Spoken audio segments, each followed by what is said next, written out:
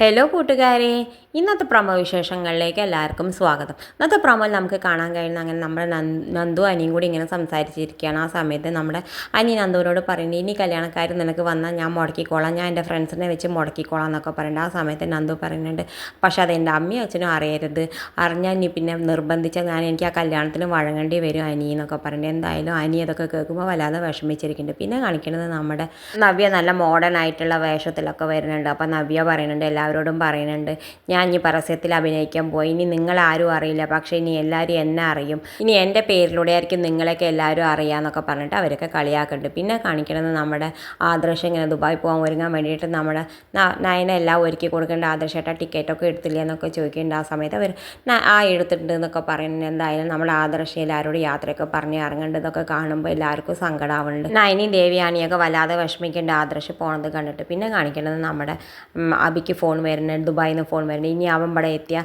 ഞാൻ നോക്കിക്കോളാം, അവൻ്റെ ഇവിടുത്തെ കാര്യങ്ങൾ തീർത്തും ഞാൻ ഒരിക്കലും അങ്ങോട്ട് തിരിച്ച് വരില്ല. നയനയുടെ വിഷമം എന്തായാലും ഇനി അങ്ങനെ തന്നെ തുടരും, ഇനി അവൾ ഒരിക്കലും അവളെ ഭർത്താവിനെ കാണില്ല എന്നൊക്കെ പറയുന്നതൊക്കെ കേൾക്കുമ്പോൾ നമ്മുടെ അബിക്കാണെങ്കിൽ വല്ലാത്ത സന്തോഷമാവുന്നുണ്ട്. ഇത് കാണിച്ചുകൊണ്ടാണ് ഇന്നത്തെ പ്രൊമോ അവസാനിക്കുന്നത്. ഇതുപോലുള്ള പ്രൊമോ വിശേഷങ്ങൾ നിങ്ങളുടെ മുന്നിൽ എളുപ്പത്തിലെത്താൻ ഈ ചാനൽ ഒന്ന് സബ്സ്ക്രൈബ് ചെയ്യാൻ മറക്കരുത്.